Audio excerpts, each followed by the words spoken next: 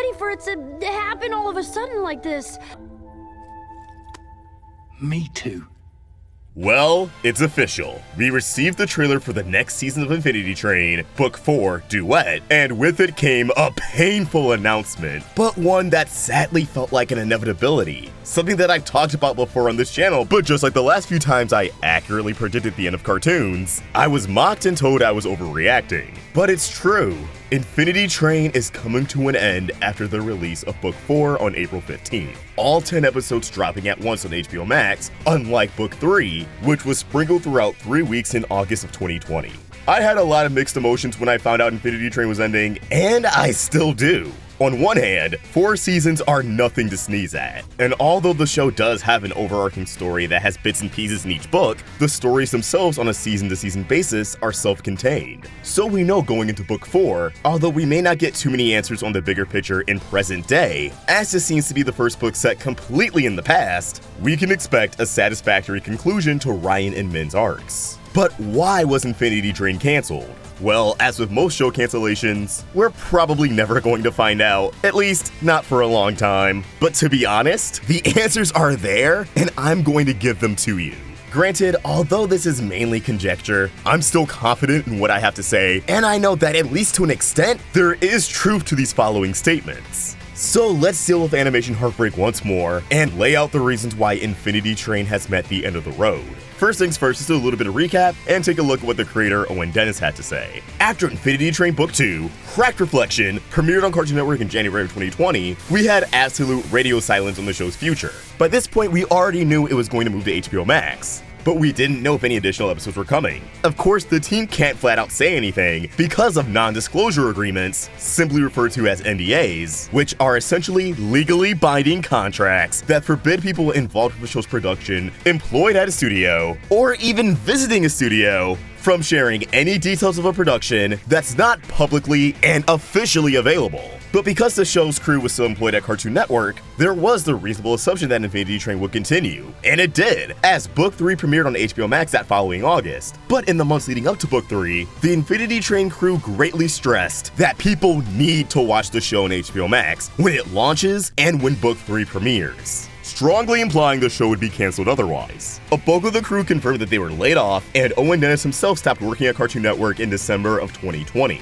This is also around the time I began making videos saying, hey guys, I think Infinity Train might be getting sabotaged from the inside because it doesn't fit Cartoon Network's current regime. And here we are now, the show's ending. Coinciding with this announcement, Owen Dennis took a statement to Twitter. While this wasn't the intended final season of Infinity Train, it is a self-contained story, and will add to the history and lore of the show like each season before it has. Everyone worked super hard on it, and I couldn't be happier with how it turned out. Each season of Infinity Train has been a very different experience and tone than the one that came before it. We went into this one with the intent of trying a slightly different direction with the show, and I think it will come as a pleasant surprise to most fans. Production stopped last September. Maybe someday we'll be able to make more. I don't know. But for the foreseeable future, this is going to be the last season, and I hope you all have a good time watching it. Continue to support it however you can. In the meantime, our crew has moved on to other projects, and so have I. Follow them on social media. Continue to check out their personal work.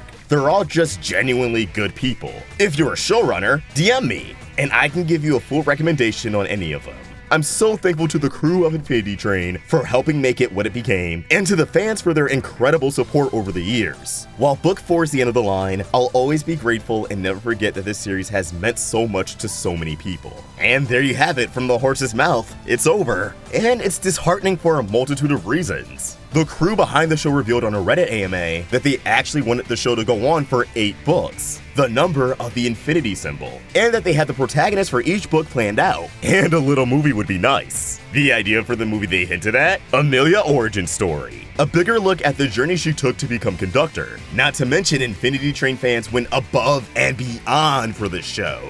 They're the reason why Book 3 didn't drop all at once. So it's kind of a punch in the gut that Book 4 will drop all at once. The fans constantly took to Twitter to trend the show, having it crack the top 10 of Twitter trends on numerous occasions. The show was even reported to be in the top 5 of most watched Max originals, taking over Close Enough, So what gives? Well, reason number one, the state of WarnerMedia and the gray area of Infinity Train's demographic. We talked about this before, but the AT&T merger really did a number on Cartoon Network and, well, all of Turner Broadcasting. Cartoon Network, Warner Brothers Animation, and other studios got folded into WarnerMedia. Sam Register, a veteran of the industry, was put in charge of its Kids and Family division, meaning he controls all of that content. Cartoonito, the upcoming preschool block that they adopted from International, and HBO Max Kids and Family. The ball is truly in his court for a lot of things, and it's kinda scary. Bring in Infinity Train, a show that was greenlit by Cartoon Network and HBO, aired its first 2 seasons on Cartoon Network, and then moved over to HBO Max for the 3rd. So why does Close Enough live while Infinity Train dies? Simple. Close Enough was an adult show out the gate, produced at Cartoon Network Studios or not, so it falls out of Sam Register's grip. But Infinity Train doesn't. It's by all technicalities a kid's show. Now I know, what show would kill cops and an incel? Whether or not Infinity Train is considered a kid's show is going to be an argument for a long time, but the fact of the matter is, to the bigwigs, it's a kid's show. Now, corporate restructuring killed a lot of projects at Cartoon Network. Another big example is Trick Moon, a pilot that came out last year, took off, everyone loved it. It was honestly following the same patterns of Infinity Train in terms of a pilot taking off, a fan base amassing, and then hopefully it gets moved to series, but unfortunately it was killed. And I think that's for one simple reason. These shows don't fit into what Sam Register, and I assume other executives, view as the Cartoon Network brand. And while I definitely disagree with Trick Moon, I could kinda see where the argument is made with Infinity Train, because it is truly a very mature show for all audiences. It's really not just for kids, and honestly, teenagers and adults will probably get the most out of it, not just from its themes, but for the amount of detail that goes into the show as well. The historical and cultural accuracy of the show. Even when you put Infinity Train right next to the likes of Adventure Time or Steven Universe, shows that dominated Cartoon Network and received recognition for its mature themes, overarching story, and of course, loads of dark moments in both, Infinity Train just has a different vibe. And it especially does when you put it side by side by other Cartoon Network shows today, like The Fungies, Tig and Seek, and Summer Camp Island. All shows I've checked out and enjoyed, but they don't resonate with me like how Infinity Train resonates with me. Plus, in general, with these corporate restructuring situations, it's par the course for the new president to come in and go, oh hey, nice shows you got there. I'm gonna kill most of them in order to make way for my own legacy. History often repeats itself. This happened in 2007, when shows like Foster's, Kiss Next Door, and Billy and Mandy came to an end, probably sooner than the creatives wanted, and well, the creatives leave. Much like how Warburton, Craig McCracken, and Adams parted ways with Cartoon Network, we see that Owen Dennis has already left, and we haven't heard much from the likes of Rebecca Sugar or Ian Jones-Cordy since their shows ended, so because history's repeating itself, I don't think you should expect them to be there anymore. And all this corporate mumbo-jumbo goes into reason number 2, the mythical demographic. Now you see, animation often lies in 2 demographics, the 6 to 11 kids demographic, and the 18 to 54 adult demographic. Now, clearly, I've been watching children's cartoons past the age of 11, and I started watching adult cartoons before the age of 18, because in between is a demographic that studios and companies pretend don't exist at all. The teenage or young adult demographic, the 12 to 17-year-olds who still do watch these shows. They tend to watch both, and they're just as, if not more, invested than the other demographics. If you ask me, plenty of shows have existed for this demographic without being officially defined as such, and most have gotten canceled, horribly mistreated by their networks or streaming services, or both. The Avatar series on Nickelodeon definitely constitutes this young adult demographic, especially Korra, which of course was the one horribly mistreated by the network. I would absolutely say Adventure Time and Steven Universe constitute these, but they have both managed to evade certain death and get their endings, and a little bit more. Symbiotic Titan by Gendy Tartakovsky, a show that I definitely appreciate way more now, but absolutely hit the spot when it first premiered. And that was a time in my life where I was becoming an early teenager, outside that 6 to 11 demographic, and it didn't even last 1 season. Now, there have been a plethora of reasons for Symbiotic Titan's cancellation, namely toy sales, but come on, Generator Rex got 3 seasons. If Cartoon Network wanted to save the show back then, they would've. I think Infinity Train definitely fits in with all these shows. Most of these shows are different from anything on their networks. They're all known for their mature themes, dark moments, and pushing the boundaries. And most of them are treated by their networks as if they were stepped on by accident, and executive feel videos or something on their shoe, Ew, get out of here. and then they scrub it off hard pavement. Chances are, if Infinity Train was an experimental, adult animated series, it would have been renewed ages ago. But because it falls under that mythical teenage demographic, it got the boot. Now don't get me wrong, I'm sure studios, especially for kids animation, know that a bulk of their breakout story-driven shows aren't watched just by 6 to 11-year-olds. They know there's a different demographic there, but none of them have concrete data that shows this is where the money is. Which is why Cartoon Network's tapping into preschool. How do you get more diversified viewers of all ages watching? By having a preschooler watch cartoons with mama and daddy, of course. Yeah, I hope that works out. And last but not least is reason number 3,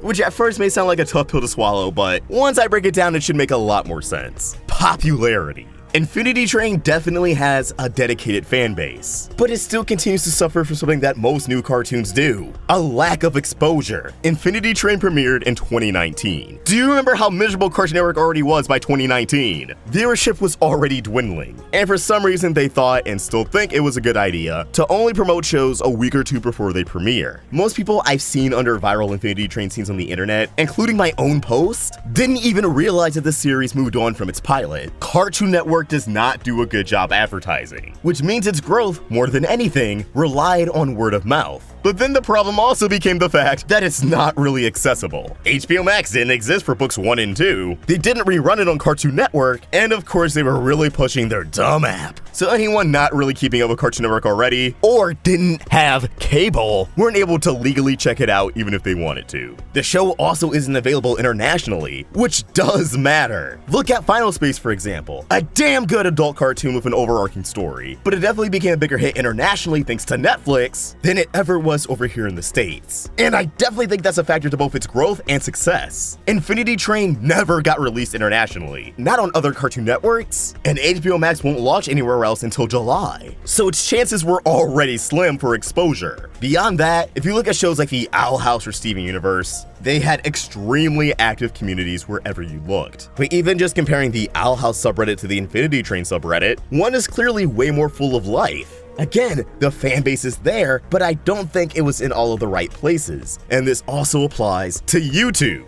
I'm not trying to say anyone's obligated to talk about Infinity Train, but I definitely think different channels talking about an animated series does help. But this is where the lack of accessibility really shoots it in the foot. I can tell you personally, a lot of Infinity Train content does not bring in that many views. And on YouTube, views are the name of the game. I talk about Infinity Train because I love Infinity Train. But for a lot of content creators, thanks to the likes of the algorithm, liking something really isn't enough to justify talking about it. I mean, a lot of the bigger cartoon discussion channels on the platform are very selective of what they talk about because they want to ensure that it brings in views. Again, newer cartoons don't really have that luxury of a built-in audience because less people are already watching cable. It's harder for them to find exposure. And if I'm gonna use a particular example, I think the best channel to look at for this is MatPat. Not to call anyone out, not trying to start any beef, but MatPat is very selective of what cartoons he talks about, especially newer Western animated series. I mean, one of his biggest videos, his Gravity Falls Bill Cipher Theory, sitting at 15 million views. Seems like it only got released because the guy who wrote the theory made a video on it a few years back talking about how MatPat didn't use the script, which seemingly garnered enough attention for the episode to finally be produced, and it paid off. His other Gravity Falls video, talking about his connections to Rick and Morty, another big animated series. You'll find plenty of film theories on Rick and Morty. He recently talked about Candace Against the Universe. That's fun, but it was also technically the biggest Disney film of that year, thanks to both the pandemic and it dropping for free in the middle of a quarantine summer on Disney+.